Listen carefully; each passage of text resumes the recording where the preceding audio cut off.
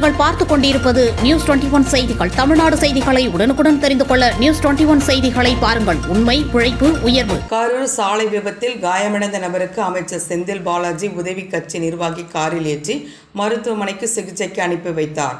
கரூர் மாவட்டம் ஆண்டங்கோவில் கிழக்கு ஊராட்சி மற்றும் ஆண்டங்கோவில் மேற்கு ஊராட்சி ஆகிய பகுதிகளில் முடிவுற்ற திட்டப் பணிகள் மற்றும் புதிய பணிகளுக்கு அடிக்கல் நாட்டு விழா ஆகியவற்றை துவக்கி வைக்கும் நிகழ்ச்சியில் மின்சாரத்துறை அமைச்சர் செந்தில் பாலாஜி கலந்து கொண்டார். அப்பொழுது கரூர் மதுரை தேசிய நெடுஞ்சாலையின் வழியாக செல்லும் மேம்பாலத்தின் சந்திப்பில் இரு சக்கர வாகனத்தில் வந்த நபர் ஒருவர் விபத்தில் காயமடைந்து ரத்தம் சொட்ட சொட்ட நின்று கொண்டிருந்தார்.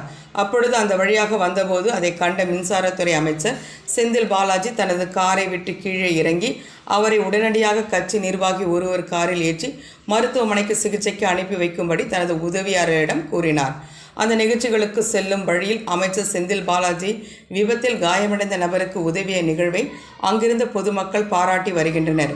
நியூஸ் 21 தமிழ்நாடு செய்திகளுக்காக கரூர் மாவட்ட செய்தியாளர் சதீஷ்.